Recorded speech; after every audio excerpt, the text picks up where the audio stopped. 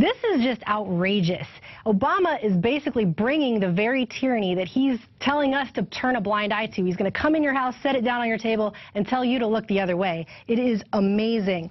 And meanwhile, a line is now being drawn thicker and thicker in the sand all across the country as law enforcement officials are coming out to say that they are not going to enforce any unconstitutional gun laws, and more sheriffs are vowing to not enforce these federal gun control laws. And Steve Watson filed this on Infowars.com. Following Oregon Sheriff Tim Mueller's lead, 3 more sheriffs in parts of Oregon announced Wednesday in letters to U.S. Vice President Joe Biden that they would refuse to enforce any federal gun laws that are unconstitutional. And Crook County Sheriff Jim Hensley told local reporters, "I'm going to follow my oath that I took as sheriff to support the Constitution." And actually, a mayor is now predicting a Waco-style standoff in response to Obama gun confiscation. Let's take a look at this clip. Most people are law-abiding citizens and may go ahead and sell those or turn those over, but you're going to have a faction of people that are going to take a stand. And I can just predict a Waco-style standoff in some rural area, and it's not going to end well. And ladies and gentlemen, as you'll recall, during the Waco siege in April 1993, after failing to execute a search warrant against the Branch Davidians, federal agents from the Bureau of Alcohol, Tobacco, and Firearms burned down the Mount Carmel Center, slaughtering 76 men, women, and children in the process.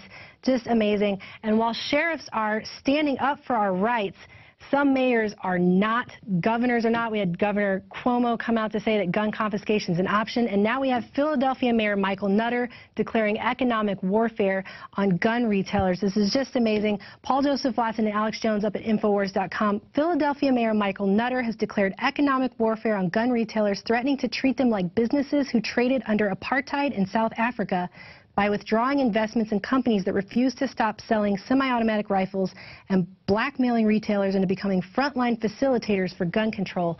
Let's take a look at this clip. Philadelphia was one of the first pension funds to divest from companies doing business in South Africa. We saw that movement go all across this country. Irresponsible corporate behavior will not be tolerated. I mean, look at that guy. Look at this self-satisfied expression he has on his face, infringing on your rights. It's pretty disgusting, and I would like to just take him off the screen if we could, please, because I can't even look at him anymore. And as if this all-out war on our Constitution isn't enough, Hollywood and media seem complicit also in demonizing our founding fathers as well, as I filed this special report on a new AMC show called We Hate Paul Revere. Melissa Melton here for Infowars Nightly News. While popular patriotic shows like American Guns are getting canceled, what is slated to air is a new AMC show coming up called We Hate Paul Revere, a sitcom set in 1772 Boston that features 2 brothers who literally, as the title suggests, hate patriot activist Paul Revere. Revere was known for his midnight ride through the New England countryside to warn Sam Adams, John Hancock, and other patriots and patriot militias along the way that British troops were coming to destroy colonial military stores. Why does AMC think it's okay to openly demonize patriot activists who helped found this nation like Paul Revere? Why is that all right? And it's not the first time we've seen it recently either. ABC is set to premiere a show called Founding Fathers, which portrays a fictional Texas militia controlling a small town. Head writer Rich Diovidio likened the main character to Donnie Brasco, an FBI agent infiltrator. Now flash back to Alex Jones' film Road to Tyranny, and this undercover video of a FEMA representative giving a presentation to a group of police officers. Who was the first terrorist organization in the United States? Who? Founding Fathers. Founding Fathers. You mean Thomas Jefferson? Oh, yeah. You mean George Washington? Oh, yeah. Paul Revere? Yeah.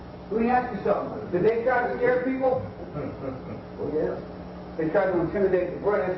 Did they use acts of violence? Your founding fathers, my founding fathers, were involved in acts of terrorism. The rep tells the cops the first terrorist organization in the U.S. was the Founding Fathers, including George Washington, Thomas Jefferson, and yes, even Paul Revere. So what is the standard dictionary definition of terrorism? 1. The use of violence and threats to intimidate or coerce, especially for political purposes. 2. The state of fear and submission produced by terrorism. 3. A terroristic method of governing or of resisting government. So by this definition, let's take a look at some actual terrorism.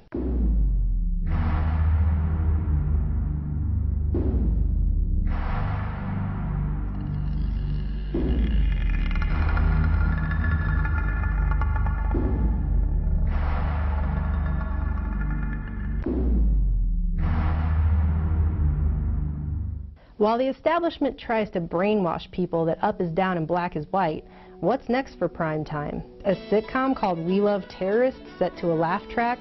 Or an Al-Qaeda reality TV show?